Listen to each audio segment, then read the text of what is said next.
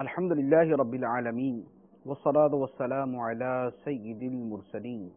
أما بعد فأعوذ بالله من الشيطان الرجيم بسم الله الرحمن الرحيم الصلاة والسلام عليك يا رسول الله وعلى آلك وأصحابك يا حبيب الله الصلاة والسلام عليك يا نبي الله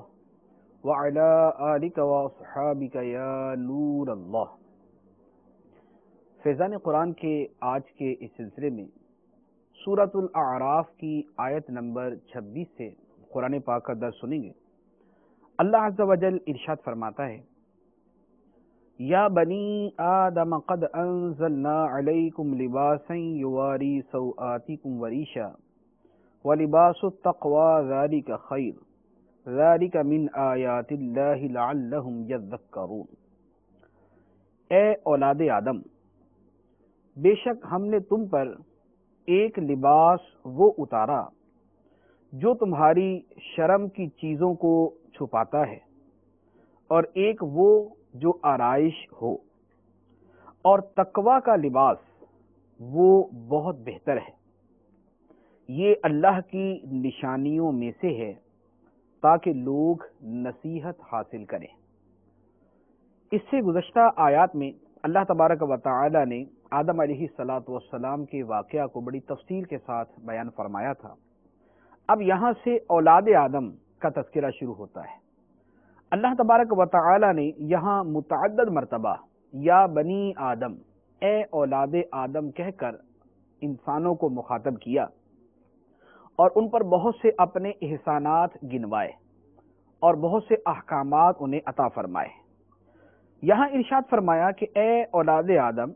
بے شک ہم نے تم پر ایک لباس وہ اتارا جو تمہاری پوشیدہ جگہوں کو چھپاتا ہے، یعنی ستر عورت کے کام آتا ہے۔ وریشہ، اور دوسرا لباس وہ ہے جو آرائش اور زیب و زینت کا سبب بنتا ہے۔ یہ دو وہ لباس کہ جو ظاہری جسمانی لباس کے ساتھ جس کا تعلق ہے۔ اب اس کے بعد اللہ تبارک و تعالی فرماتا ہے، اور تقوی کا لباس وہ سب سے بہتر ہے، یعنی ظاہری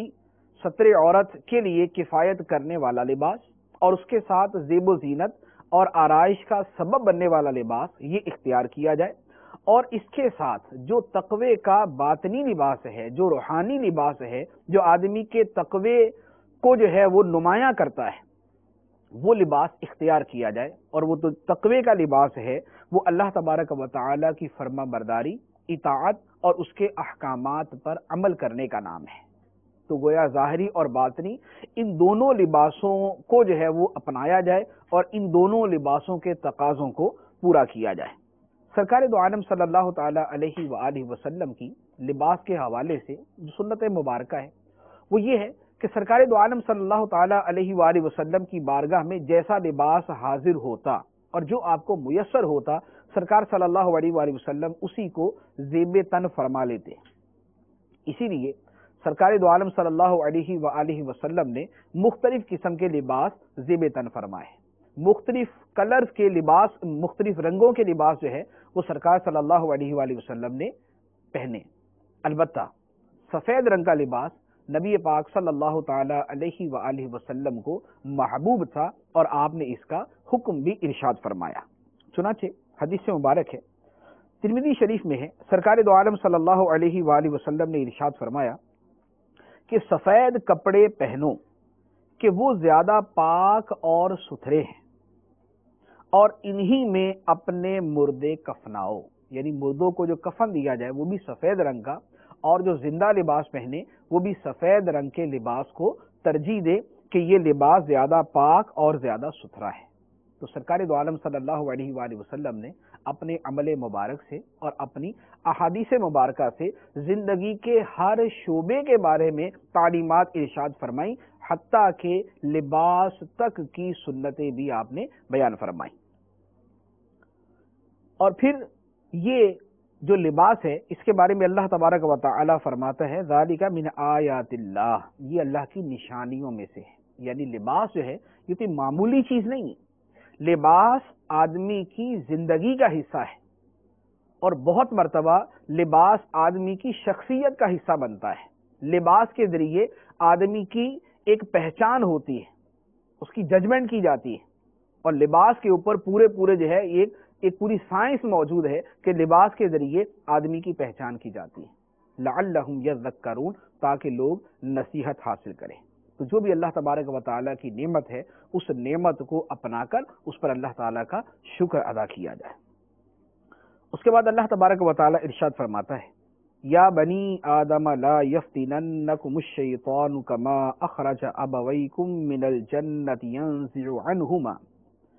ينزع عنهما لباسهما ليريهما سوآتهما إنه يراكم هو وقبيله من حيث لا ترونهم إنا جعلنا الشياطين أولياء للذين لا يؤمنون۔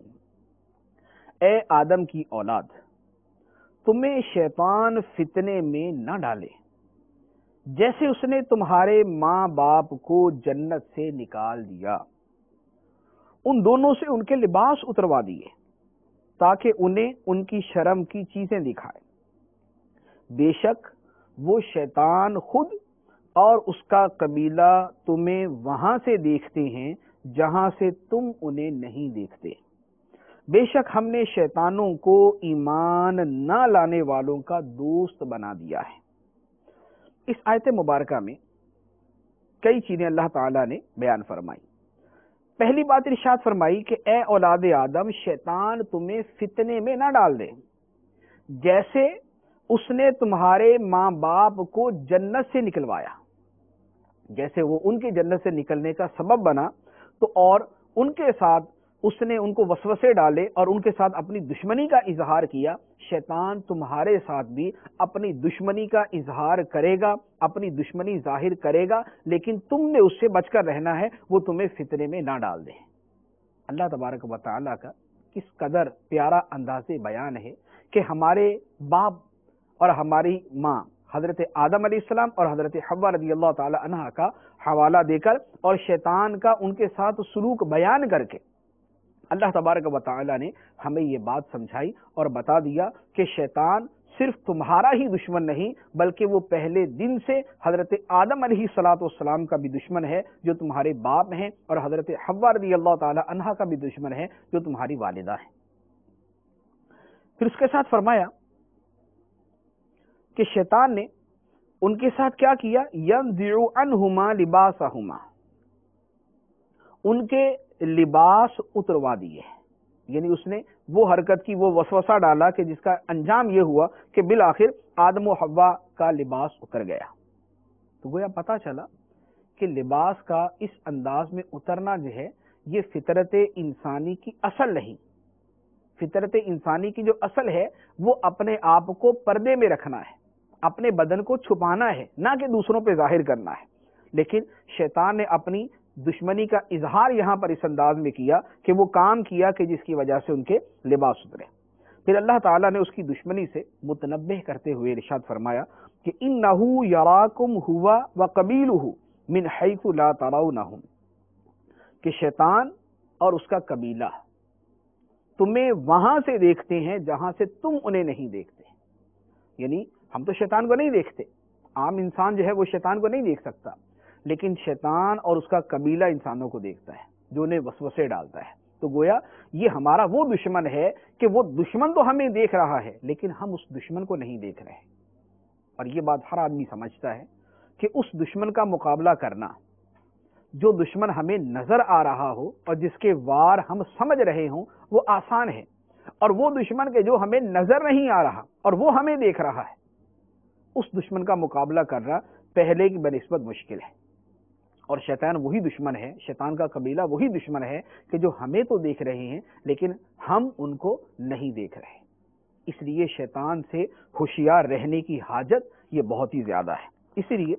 بزرگان دین نے اس کے اوپر بڑی تفصیل کے ساتھ جو ہے وہ کلام بھی فرمایا ہے،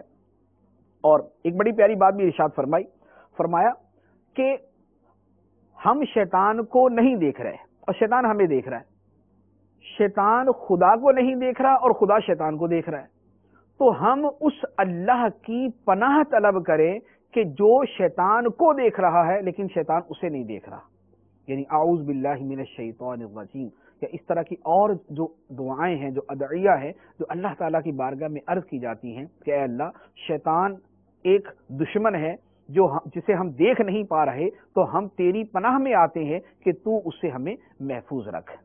پھر شیطان کے جو وار ہیں، جو اس کی دشمنی ہیں، جو اس کے طریقے ہیں وسوسہ ڈالنے کے، گمراہ کرنے کے، بری راہ پہ لانے کے، گناہوں کی طرف لے جانے کے، یہ قرآن پاک کے اندر بھی بیان فرما دیے گئے، احادیث مبارکہ کے اندر بھی بیان ہو گئے، بزرگان دین نے بھی اس کو بیان کر دیا۔ تو اب ان کے ذریعے آدمی پہچان لیتا ہے کہ اس وقت شیطان میرے اوپر حملہ کر رہا ہے یا کیا کر رہا ہے۔ نماز کا وقت ہے، آدمی نماز کی طرف نہیں جا رہا، اس کا دل نہیں کر رہا، دوسرے کام میں مشغول ہے، نماز کی طرف جانے کو دل نہیں کر رہا، تو اس کا مطلب ہے کہ شیطان نے اس کو وسوسہ ڈالا ہوا، شیطان اپنی کاروائی کر رہا ہے۔ نیکی اور بدی دونوں راستے موجود ہیں، نیکی کو چھوڑ کے بدی کی طرف جا رہا ہے، تو اس کا مطلب ہے کہ شیطان اپنی کاروائی کر رہا ہے۔ حلال و حرام دو راستے موجود ہیں، حلال چھوڑ کے حرام کی طرف جا رہا ہے، تو پتہ چلا شیطان اپنی کاروائی کر رہا ہے، وہ اپنا وار دکھا رہا ہے۔ کسی بھی گناہ کی طرف جب آدمی کی رغبت ہوتی ہے، وہ گناہ کی طرف جاتا ہے، تو اس کا مطلب ہے کہ شیطان نے اپنا کام شروع کیا ہوا ہے۔ تو اب اس وقت آدمی سمجھ لیتا ہے کہ اس وقت میرا دشمن، اور جو سب سے بڑا دشمن ہے اور نظر نہ آنے والا دشمن ہے، وہ اپنا کام کر رہا ہے، تو اب مجھے اس کے وار سے بچنا ہے، اس سے ہوشیار رہنا ہے۔ اور جو اس وقت اپنے نفس پہ قابو رکھنے والا اور اپنے آپ کو شیطان کے وار سے بچانے والا ہے، وہ مومن کامل ہے، وہ کامل مسلمان ہے۔ پھر اللہ تعالیٰ نے فرمایا کہ اِنَّا جَعَلْنَا الشَّيَاطِينَ أَوْلِيَاءَ لِلَّذِينَ لَا يُؤْمِنُونَ، ہم نے شیطانوں کو ایمان نہ لانے والوں کا دوست بنا دیا۔ تو شیطان اور جو ایمان نہ لانے والے ہیں، یہ آپس میں دوست ہیں۔ شیطان ان کے ساتھ اپنی دوستی ظاہر کرتا ہے، جبکہ حقیقت میں ان کا بھی دشمن ہے۔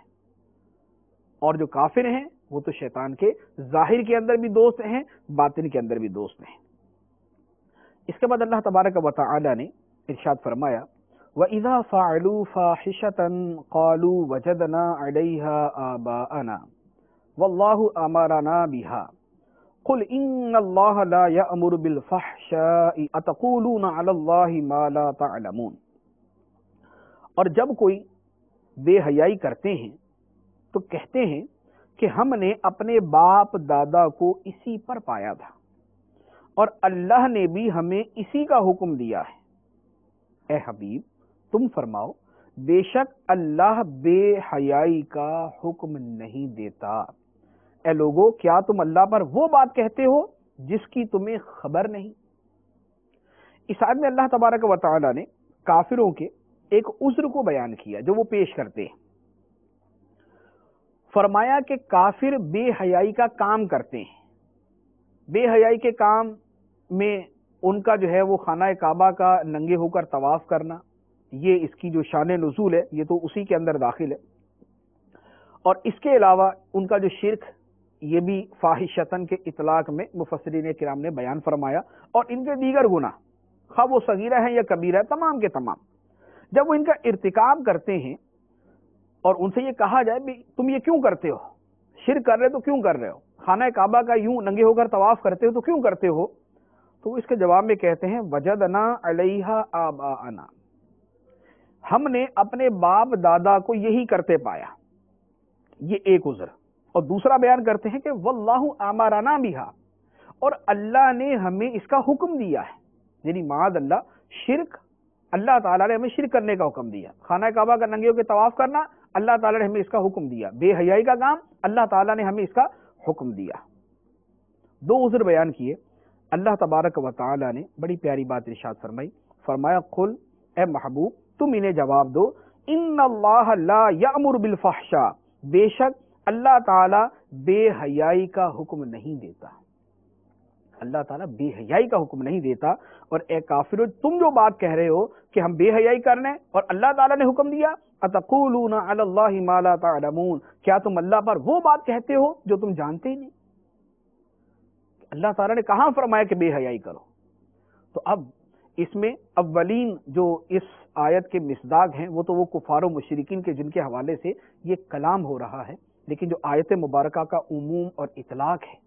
اور جس وضاحت کے ساتھ یہاں پر بیان کیا گیا، اس میں وہ تمام لوگ داخل ہیں کہ جو معاذ اللہ بے حیائی کے درست ہونے کو ثابت کرنے کے لیے معاذ اللہ قرآن و حدیث کے حوالے دیتے، جو آج کل کی جو کچھ بے حیائی معاشرے کے اندر رائج ہے، اس کی کتنی صورتوں کو جو ہے وہ ثابت کرنے کے لیے کہ یہ بھی دین کے اندر ثابت ہے۔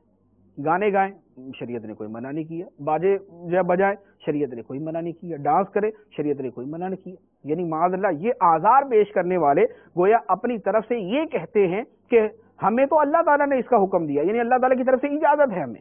تو اللہ تبارک و تعالیٰ نے واضح طور پر ارشاد فرما دیا، ان اللہ لا یأمر بالفحشاء، بے شک اللہ تعالیٰ بے حیائی کا حکم نہیں دیتا۔ اور جو یہ کہنے والے ہیں یہ خدا کے اوپر افترا باندھنے والے ہیں، خدا پہ جھوٹ باندھنے والے ہیں۔ اور اللہ تعالیٰ کیا حکم دیتا ہے وہ اللہ تعالیٰ نے آگے ارشاد فرمایا قل امر ربی بالقسط وَأَقِيمُوا وُجُوهَكُمْ عِنْدَ كُلِّ مَسْجِدٍ وَادْعُوهُ مُخْلِصِينَ لَهُ الدِّينَ كَمَا بَدَأَكُمْ تَعُودُونَ، تم فرماؤ میرے رب نے عدل کا حکم دیا ہے، اور یہ کہ ہر نماز کے وقت تم اپنے منہ سیدھے کرو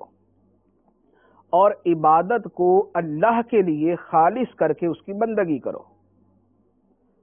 اس نے جیسے تمہیں پیدا کیا ہے ویسے ہی تم پلٹو گے۔ تو وہ جو پہلے بیان کیا، کافروں نے کہا کہ ہمیں بے حیائی کا اللہ تعالیٰ نے حکم دیا، تو اللہ تبارک و تعالیٰ نے فرمایا کہ اے حبیب تم یہ ارشاد فرماؤ کہ میرا رب تو عدل کا حکم دیتا ہے۔ عدل کے متعدد معنی ہیں، یہاں پر جو اکثر مفسرین نے معنی بیان کیا وہ فرمایا کہ اس سے مراد یہاں پر عدل و انصاف ہے، عقائد میں عدل و انصاف،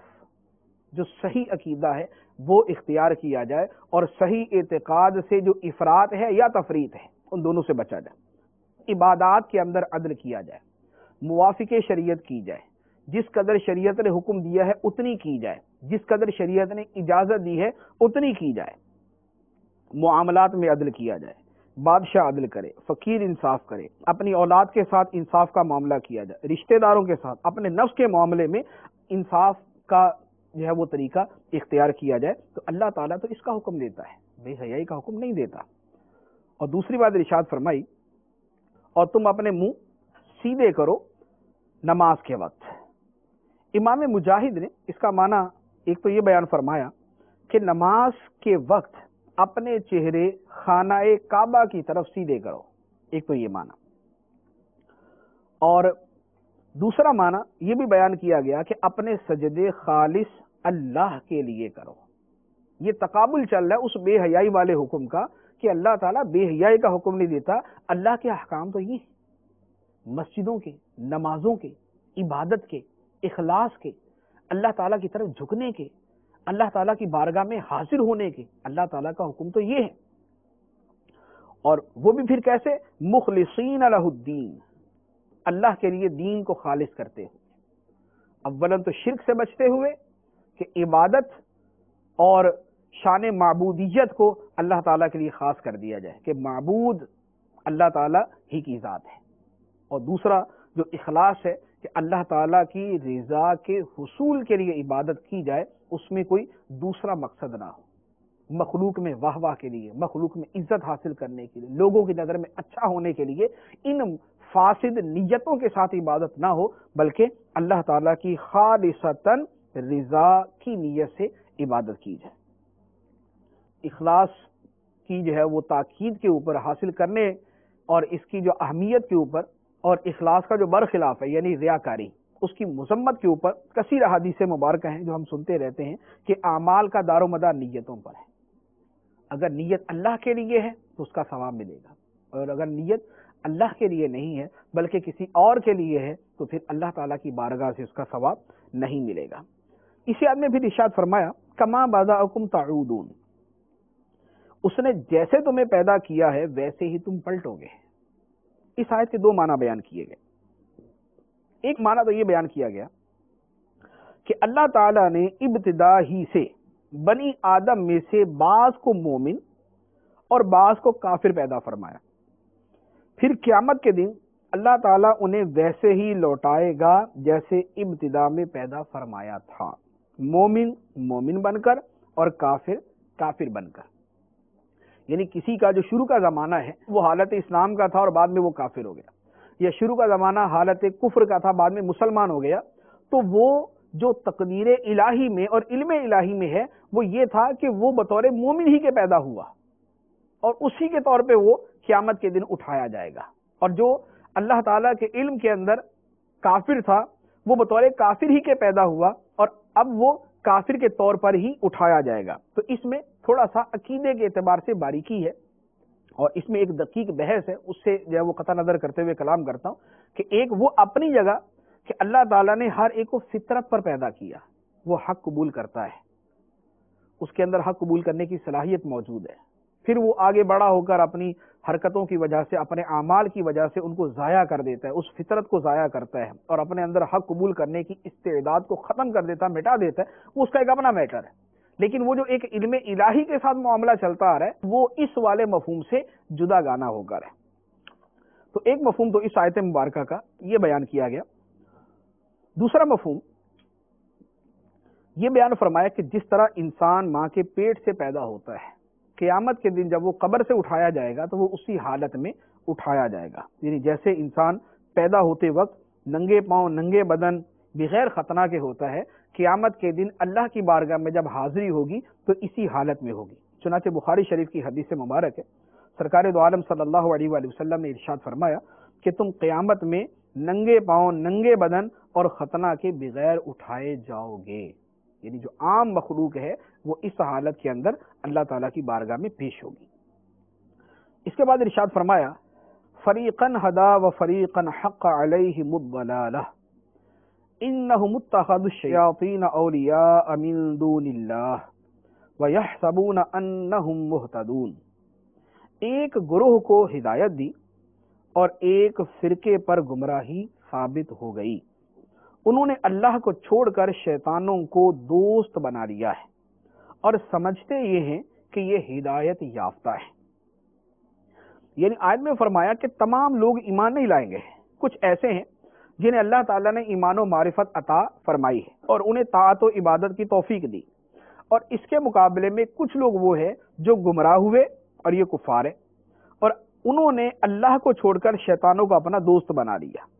شیطان کو دوست بنانے کا مطلب کیا ہے؟ شیطان کو دوست بنانے کا مطلب اس کی اطاعت کرنا، اس کے کہے ہوئے راستے پر چلنا، اس کی فرما برداری کرنا، گناہ، معصیت، گمراہی، کفر، جس راستے پر شیطان چلائے اس راستے پر اس کی مانتے ہوئے چلتے جانا، یہ شیطان کے ساتھ دوستی کا نام۔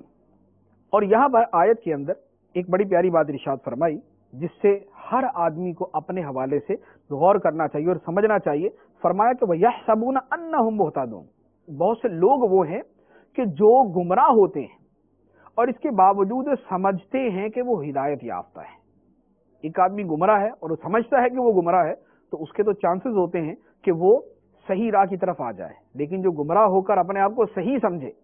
اس کے صحیح ہونے کے چانسز زیادہ کم ہوتے ہیں اور اس کی گمراہی زیادہ خطرناک ہوتی ہے۔ اللہ تبارک و تعالی ہم اس سے محفوظ فرمائے۔ اس کے بعد اللہ تبارک و تعالی نے ارشاد فرمایا یا بنی آدم خذوا زینتکم عند کل مسجد وکلوا واشربوا ولا تسرفوا انہ لا یحب المسرفین۔ اے آدم کی اولاد، ہر نماز کے وقت اپنی زینت لے لو اور کھاؤ اور پیو اور حد سے نہ بڑھو، بے شک وہ حد سے بڑھنے والوں کو پسند نہیں فرماتا۔ اس آیت مبارکہ میں فرمایا کہ اے اولاد آدم، ہر نماز کے وقت اپنی زینت لے لو۔ نماز کے وقت صرف ستر عورت یعنی جن اعضاء کا چھپانا نماز میں ضروری ہے صرف اتنا لباس نہ پہنو بلکہ اس کے ساتھ وہ لباس زینت والا بھی ہونا چاہیے۔ یعنی جیسے ہم کسی سے ملتے ہیں تو کسی معزز آدمی سے ملنا ہو تو ہم اپنے لباس کا ایک اہتمام کرتے ہیں۔ کسی معزز آدمی سے ملنا ہے تو کپڑے ہمارے صاف ستھرے ہوتے ہیں، ہم کوشش کرتے ہیں کہ ذرا ہم ایسے ہوں کہ ملنے کے قابل سمجھے جائیں۔ تو جب لوگوں کے ساتھ ملنے کے اندر رویہ یہ ہے کہ اپنا لباس، اپنے بدن کو، اپنے آپ کو ہم اس سے ملنے کے قابل بناتے ہوئے اس سے ملنے کے لیے جاتے ہیں، تو جب اللہ تعالیٰ کی بارگاہ میں حاضری دینی ہے، جب اللہ تعالیٰ کی بارگاہ میں کھڑا ہونا ہے، جب اللہ تعالیٰ سے ہم کلام ہونا ہے، جب اللہ تعالیٰ کی عبادت کرنی ہے، تو اس وقت بھی کچھ نہ کچھ زینت کو اختیار کیا جائے تاکہ بطور خاص آدمی اس ذہن کے ساتھ جائے کہ مجھے اللہ کی بارگاہ میں حاضری دینی ہے تو میں اس کے لیے کچھ زینت اختیار کروں۔ تو صرف ستر عورت کے لیے کفایت کرنے والا لباس نہیں بلکہ اس کے ساتھ وہ لباس زینت والا بھی ہو۔ اسی پر بزرگان دین نے کئی چیزیں بیان فرمائی ہیں کہ نماز کے وقت خوشبو لگائی جائے، تو خوشبو لگانا بطور خاص اگر کوئی آدمی نماز کے لیے خوشبو لگاتا ہے تو اس کا مطلب ہے کہ یہ اہتمام کر رہا ہے، اچھا لباس پہنتا ہے تو اس کا مطلب ہے کہ اہتمام کر رہا ہے۔ بعض بزرگان دین کے بارے میں مروی ہے کہ نماز کے لیے بڑا اعلیٰ قسم کا لباس وہ زیب تن فرمایا کرتے تھے، اس لیے کہ اللہ تعالیٰ کی بارگاہ میں حاضری دینی ہے۔ لوگوں کے لیے اگر ہم عمدہ لباس اختیار کرتے ہیں تو اللہ تعالیٰ کی بارگاہ کے ادب کے طور پر عمدہ لباس کیوں نہ پہنے۔ تو اگر کوئی اس طور پر عمدہ لباس اختیار کرتا ہے کہ عبادت کے لیے بارگاہ خداوندی میں حاضری کے لیے اچھا لباس اختیار کرتا ہے تو یہ ایک امر مستحب ہے۔ پھر دوسرا حکم اللہ تعالیٰ نے ارشاد فرمایا وَكُلُوا وَاشْرَبُوا وَلَا تُسْرِفُوا، اور کھاؤ اور پیو اور حد سے نہ بڑھو، بے شک وہ حد سے بڑھنے والوں کو پسند نہیں فرماتا۔ اس آیت مبارکہ کی تفسیر کے اندر ایک قول تو یہ ہے کہ بنی عامر ایک قبیلے کا نام ہے، زمانہ حج کے اندر یہ گوشت اور چکنائی بالکل نہیں کھاتے تھے، اور اس کے علاوہ بھی اپنی خوراک کے اندر بہت کمی کر لیتے، اور یہ گوشت نہ کھانا، چکنائی نہ کھانا اور خوراک میں بہت زیادہ کمی کر لینا، اسے یہ سمجھتے تھے کہ یہ حج کی تعظیم ہے۔ مسلمانوں نے انہیں دیکھ کر سرکار دو عالم صلی اللہ علیہ وآلہ وسلم کی بارگاہ میں عرض کیا کہ یا رسول اللہ صلی اللہ علیہ وسلم، ہمیں تو زیادہ اس طرح کرنا چاہیے۔ جب بنی عامر قبیلہ اس طرح کر رہا ہے، حج کی تعظیم کرتا ہے، تو حج تو اصل ہمارا فریضہ ہے، ہمارے اوپر جو ہے وہ فرض کیا گیا، تو ہم تو زیادہ حقدار ہیں اس کے۔ اس پر یہ آیت مبارکہ نازل ہوئی اور فرما دیا گیا کہ کھاؤ اور پیو، گوشت ہو یا چکنائی۔ اللہ تعالیٰ نے کھانے ممنوع فرمائے ان کو واضح طور پہ بیان فرما دیے۔ خنزیر کا گوشت منع ہے، مردار منع ہے، غیر اللہ کے نام لے کر ذبح کیا جانے والا جانور منع ہے۔ احادیث مبارکہ میں تفصیل آ گئی کہ یہ چیزیں کھانا حرام۔ تو جن کا کھانا حلال ہے، جو عام گوشت ہیں، جو بکرے کا گوشت ہے، مرغی کا گوشت ہے یا اور حلال جانوروں کے گوشت ہے، تو اس کے کھانے میں کوئی تقوی کے خلاف کوئی چیز نہیں، اس کے کھانے میں، چکنائی کے کھانے میں کوئی ایسی بات نہیں ہے۔ ہاں فرمایا کہ اسراف نہ کرو، کھانے پینے کی کلی طور پہ اجازت عطا فرمائی، کھاؤ اور پیو، یہ نہیں فرمایا کہ نہ کھاؤ اور نہ پیو، کھاؤ اور پیو، حد سے نہ بڑھو۔ حد سے بڑھنا کیا ہے؟ حد سے بڑھنے کی ایک صورت تو یہ ہے کہ حلال و حرام کی پرواہ نہ کیجیے۔ حد سے بڑھنے کی ایک صورت یہ ہے کہ گنجائش سے اتنا زیادہ کھایا جائے کہ اپنی طبیعت ہی خراب ہو جائے۔ تو حد سے نہ بڑھو، کھانے اور پینے کی اللہ تبارک و تعالیٰ نے اجازت عطا فرمائی۔ اس آیت مبارکہ کے حوالے سے ایک بڑا پیارا واقعہ ہے۔ خلیفہ ہارون رشید کا ایک طبیب تھا، اس نے ایک مرتبہ کسی مسلمان بزرگ سے کہا کہ علم دو طرح کے، ایک علم الادیان دین کا علم، اور ایک علم الابدان جو جسم کے متعلق ہے، یعنی طب کا علم۔ تو اس نے کہا کہ تمہارے قرآن پاک کے اندر علم الادیان تو ہے، دین کی باتیں تو ہیں، لیکن علم الابدان نہیں ہے، کوئی بدن سے متعلق تو کچھ بھی نہیں ہے۔ ان بزرگوں نے بڑی پیاری بات ارشاد فرمائی، انہوں نے فرمایا کہ اللہ تعالیٰ نے ہماری کتاب کی آدھی آیت میں پوری طب کو جمع فرما دیا، آدھی آیت میں پوری طب کو جمع فرما دیا۔ وہ عیسائی طبیب حیران ہو کر اس نے پوچھا کہ وہ کون سی؟ فرمایا کہ وہ اللہ تعالیٰ کا یہ فرمان کلو وشربو ولا تسرفو، کھاؤ اور پیو اور حد سے نہ بڑھو۔ کھانے پینے میں اعتدال رکھنا اپنے آپ کو صحت مند رکھنے کا سب سے اہم اور سب سے مفید ترین طریقہ ہے۔ بیماری آتی ہی تب ہے کہ جب آدمی کھانے کے اندر بے اعتدالی کرتا ہے، بہت کم کھاتا ہے، غلط چیزیں کھاتا ہے، بہت زیادہ کھاتا ہے، خراب چیزیں کھاتا ہے، تو اس کی طبیعت خراب ہوتی ہے۔ تو اگر کھانے پینے کے اندر اعتدال رہے تو آدمی کی طبیعت صحیح رہتی ہے، اور یہ فرمایا کہ یہ پوری طب ہے جو اللہ تبارک و تعالیٰ نے قرآن پاک کی اس آیت مبارکہ میں بیان فرما دی۔ اس کے بعد اگلی آیت کے اندر اللہ تبارک و تعالیٰ ارشاد فرماتا ہے قل من حرم زینۃ اللہ التی اخرج لعباده والطیبات من الرزق قل هي للذین آمنوا فی الحیاة الدنیا خالصۃ یوم القیامہ کذالک نفصل الآیات لقوم یعلمون۔ تم فرماؤ اللہ کی اس زینت کو کس نے حرام کیا جو اس نے اپنے بندوں کے لیے پیدا فرمائی، اور پاکیزہ رزق کو کس نے حرام کیا؟ تم فرماؤ یہ دنیا میں ایمان والوں کے لیے ہے، قیامت میں تو خاص انہی کے لیے ہوگا۔ ہم اسی طرح علم والوں کے لیے تفصیل سے آیات بیان کرتے ہیں۔ اس میں بھی متعدد احکام بیان فرمائے گئے۔ وہ لوگ چونکہ کفار کا ایک طریقہ یہ تھا کہ خانہ کعبہ کا طواف جو ہے وہ ننگے ہو کر کیا کرتے تھے، تو اب وہاں پر وہ لباس کی زینت اختیار کرنے کو وہ اپنے اوپر حرام سمجھتے۔ تو اللہ تبارک و تعالیٰ نے فرمایا کہ اللہ تعالیٰ نے اپنے بندوں کے لیے جو زینت پیدا فرمائی ہے اسے کس نے حرام کر دیا؟ اللہ تعالیٰ نے تو نہیں کیا۔ تو کون ہے جو اللہ کے بندوں پر اللہ کی حلال کردہ چیزوں کو حرام کرتا ہے؟ اور دوسری بات ارشاد فرمائی وَالطَّیِّبَاتِ مِنَ الرِّزْقِ، اور پاکیزہ رزق کس نے حرام کر دیا؟ اللہ تعالیٰ نے زینت کو بھی حلال قرار دیا، اللہ تعالیٰ نے پاکیزہ رزق کو بھی حلال قرار دیا۔ ہر ایک کے آگے تفصیلی احکام جدا ہیں کہ زینت کے اندر جو ہے کچھ زینتیں وہ ہیں جو عورتوں کے لیے خاص ہیں، مرد نہیں کر سکتے۔ سونے چاندی کا استعمال علی الاطلاق مرد کے لیے اجازت نہیں، مرد کے لیے جو اجازت ہے اس کی مخصوص صورتیں۔